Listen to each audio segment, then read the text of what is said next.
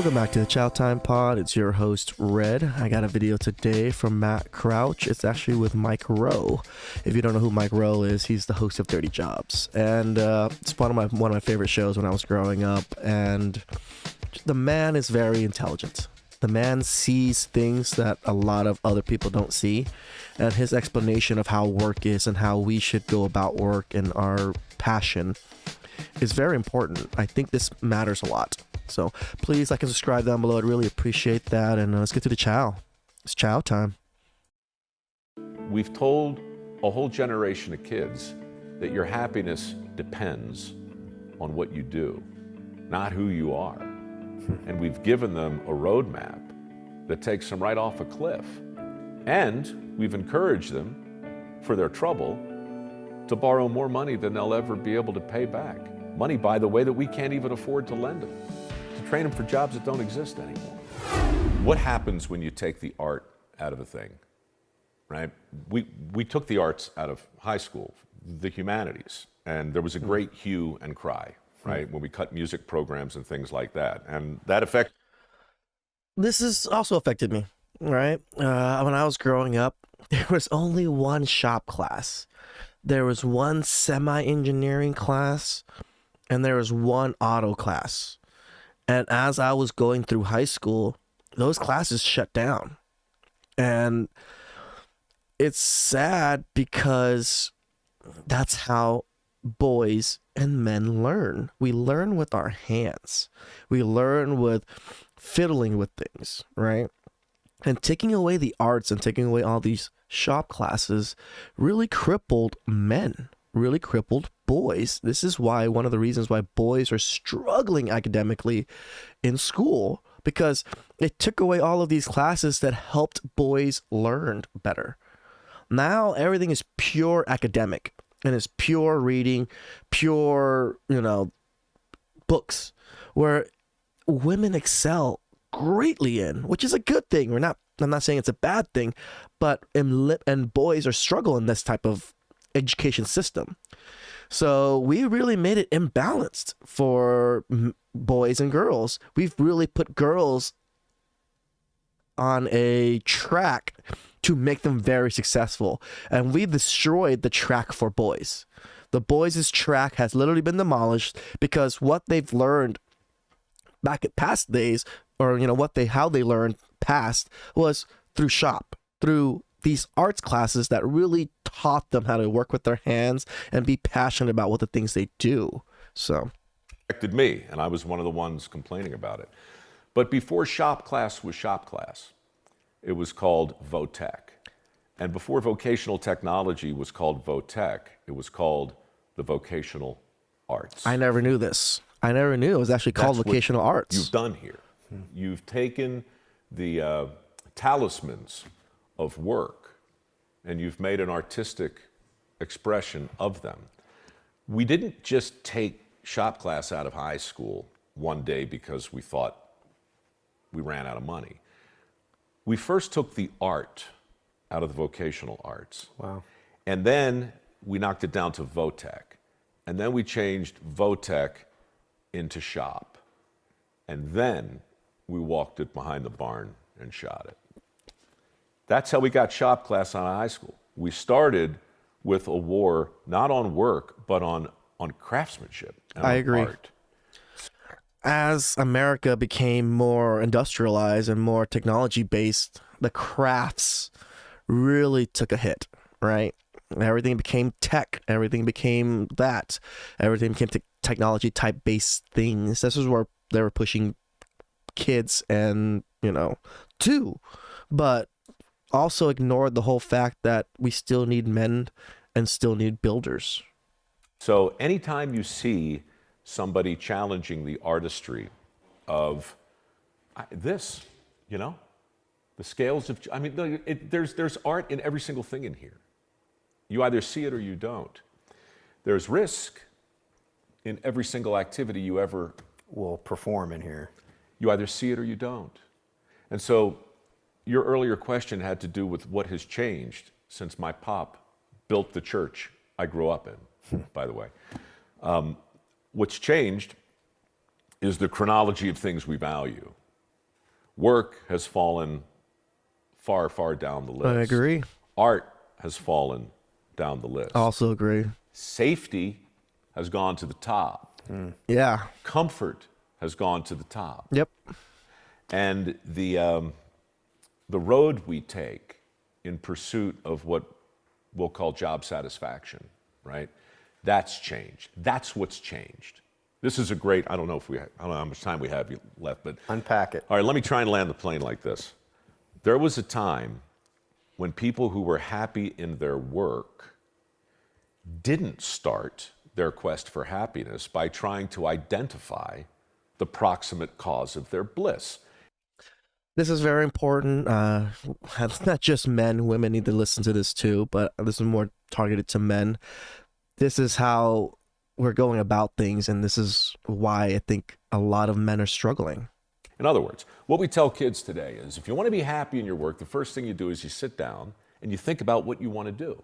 And then once you settle on it, you embark upon a grand plan of action.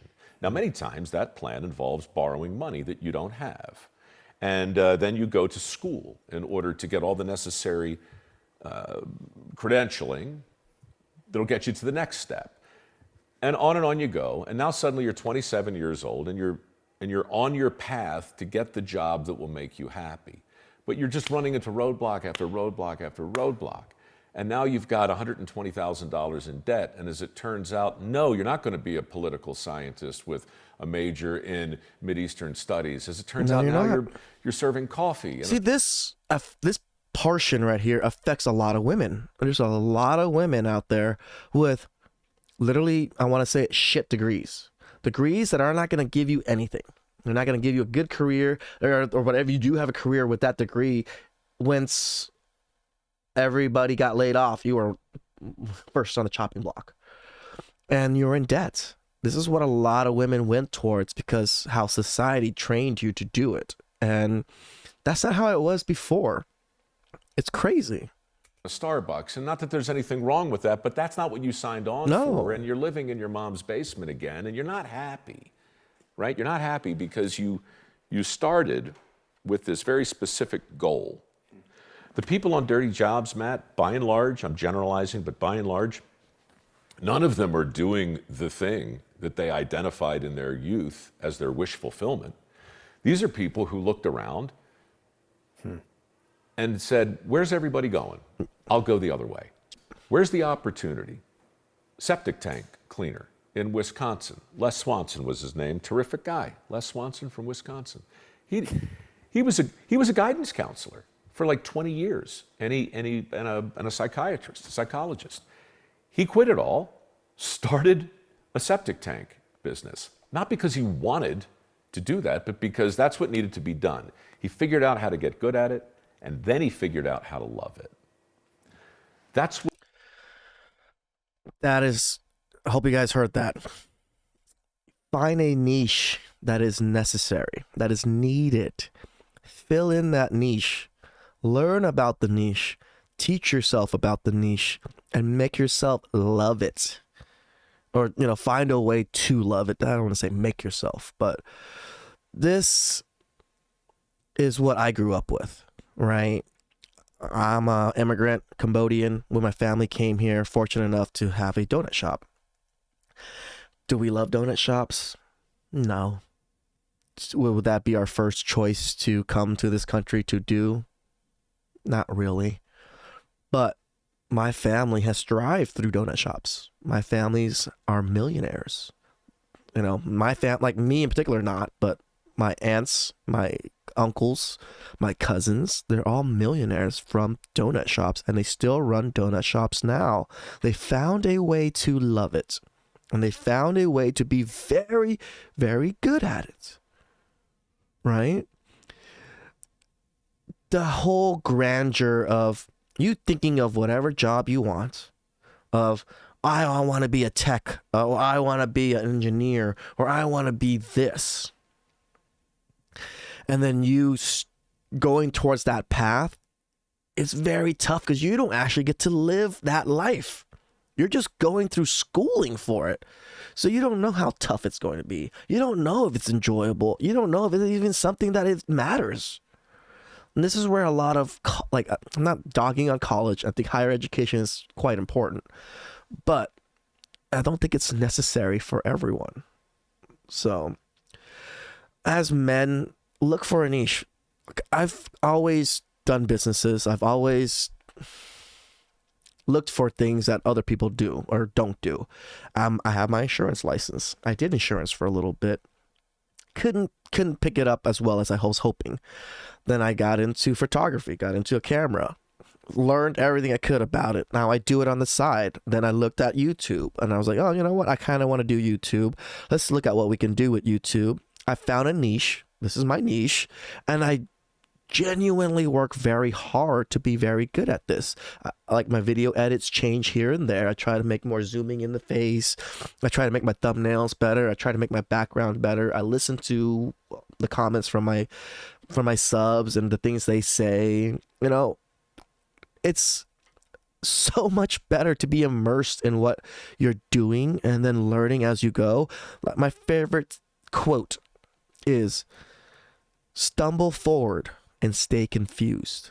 Meaning, as you're moving forward, you're not going to be walking upright thinking you're knowing everything. You're just going to be stumbling. You're going to fall here. You're going to mess up here. You're going to mess up there. But as long as you keep moving forward, you're good. Right? As long as you keep moving forward, you can stumble all you want. As long as you don't fall on your face. And even if you do, just keep moving forward. Life will adjust things for you from what I can tell in life. As long as you keep moving forward. It's hard now. I understand why a lot of the younger boys and the younger men, it's hard because this happened. You know, the training purpose of school did not do men and boys justice. So now they're confused, plus the pressure of society telling them they need to get a good job, they need to do these things, and if they don't, they can't get a woman, and all these things. Like, just so much pressure on men, and it sucks, right? But please look for something. Like he said, look where everybody's going, and you go the other way. You look for the things that people aren't doing. Why? Because they're going to need more people doing it. Especially hands-on things, man. Hands-on things are dying. Plumbing is dying. There's less plumbers. Why? But it makes $100 grand, right? It's like, don't take the prestige of a job or a business or whatever it is into consideration. Take into consideration what it can do for you, how you can do it, and how you can better yourself with it. And I think that's how men should be going about their careers and their crafts nowadays. That's why I love this video. I love how Mike fucking speaks about it. What's changed? We've told a whole generation of kids that your happiness depends on what you do. Yeah. Not who you are. And we've given them a roadmap that takes them right off a cliff. And we've encouraged them, for their trouble, to borrow more money than they'll ever be able to pay back. Money, by the way, that we can't even afford to lend them. Yeah. To train them for jobs that don't exist anymore. Everything is backwards. Everything is disconnected. You touched on something just now that hit a nerve with me. It's an identity issue. Yeah. That you aren't who you are what your title says you are. And how do you identify? What is your identity based in? Well, look, that was the great lesson of my life. Because I had enough success up until I was 42 to create a level of hubris in my own work, right? As a guy who impersonated a host, I got enough positive feedback in 20 years in TV to feel very confident that I was on the right track as a host. Were you kind of a jerk back then? You know, yeah. I mean, I was still insanely likable, as you know, right? Of course. I was kind of a jerk. I was the kind of jerk you run into who was quietly arrogant. You know, all my friends in my industry had taken a traditional road. They had gone to the American Academy of Dramatic Arts. They'd moved to LA, right? And they all, by the time I was 40, they all had success, but they were all struggling. I was doing pretty good. Not great, but good. And I felt very confident and very kind of proud that I had figured out a business model that worked for me. Mm-hmm. But what I was doing didn't have any real inherent meaning for me. It was just a way to pay the bills and make sure I had 4 or 5 months off a year to go see the world and have a fun time. Dirty Jobs straightened me out. Dirty Jobs was the show that forced me to be humble in a way that I would have never imagined being on camera, and to assume a new role, not the role of a host or an expert, but the role of an apprentice and an avatar, right? And so, yeah, for me, when I accepted that new role, I had a new business. And when that show blew up, then other like-minded shows made sense to pursue. And then a foundation emerged. And then I got a seat at the grown-up table. And I got a chance to sit here with people like you, where we can actually talk about topics that I believe can unite the country. Yeah. Well, we're divided in just about every possible way on every possible thing. But work shouldn't be politics, sex, race, everything you could think of in the United States. We are very divided on. One of those things. Wow. And I'm afraid it has become a source of division, but it can't be. We can't let the country have such divergent views on the definition of a good job, or the role of risk in life, And look, if there's a silver lining, and there's several silver linings in coronavirus, but one of them is this clarifying process that's going to force us to think differently about these big, epic, thematic ideas. And you can't talk about the definition of a good job without the definition of a worthwhile education. And when you see kids learning from home, when you see college students who are currently enrolled in Harvard, sitting home for another semester for which they are not going to be refunded, but going through the curriculum on nothing but a screen, higher education is going to have to think differently about the value proposition. I agree. At TBN, How was that chow, man? I hope it gave you guys a little bit of kick in the butt, especially the younger boys. I mean, us that are in our 30s now, it's a little tough to do these things, but you still can. I mean, look at what Mike said. He didn't get fully into dirty jobs and stuff until about 42. This is why when we say men don't hit their peak until their 40s or late 30s, he's a good example of that. He said he was doing well. I'm not saying he wasn't. He was making good money, but he hit his peak when he started doing dirty jobs, and that's where it catapulted his career. Being apprentices to these types of jobs, these types of niches, I think it's very lucrative for men. Who cares about that doctor title? Who cares about those, CEO titles and things like that? No, you make good money, you be good at it, and you enjoy it. And when you enjoy something, you want to be good at it. You want to get better at it, right? And then you just make more money. This is the part where college and high school really failed young boys. They told us we needed to find something when we were still in high school. We had no clue. They told us we need to go find a good job. So we all just looked for what was the most high-paying job possible, right? And instead of looking at where, you know what? I think everybody's doing this, right? But what about all those people that are not plumbing anymore? What about all those people that are not, doing like these glass work or carpentry and things like that? I know that contractors make a lot of money. Construction workers make a lot of money. They build things. They make things with their hands. They make more money than actual people with regular jobs. And this is the sad part, that we put regular jobs or these easier jobs on a pedestal because they're easier jobs. Yeah, they make good money, but these hardworking, back-breaking, laboring jobs that still are very important, that are losing workers. We're losing people in those industries now because less people are in them. The younger generation didn't see a value in some of these crafts.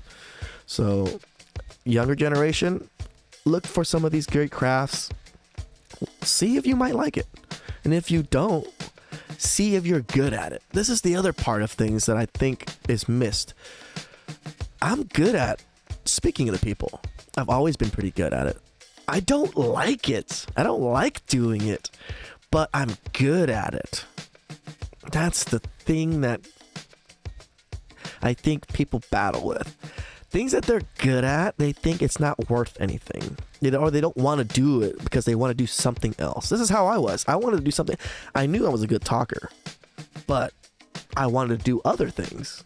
So I kind of ignored public speaking and I ignored all of this types of work or these types of training because I didn't like it. I knew I was good at it, but I didn't like it. If I wish I would have changed my tune when I was younger, when I knew I was good at it. And then you know you're good at something, you pursue it and you get better and you learn more and then it becomes your craft. This is the part as young men, I hope you guys find something you're good at. Are you good at putting cars together? Are you good at, doing fabrication? Are you good at doing these little things? If you're good at it, see if you can get to the next level and make money off of it. And then you'll have an enjoyable life. Like my lighting company, I don't know anything about it. My partner talked about it, but I think it's going to be a fun company. I am going about setting up weddings and parties to make them look extravagant and to make them look good and make these people feel like they're walking on cloud 9 on their special day. I think that's pretty fun. I don't know if I'm going to be good at it. I'm hoping I'm good at it.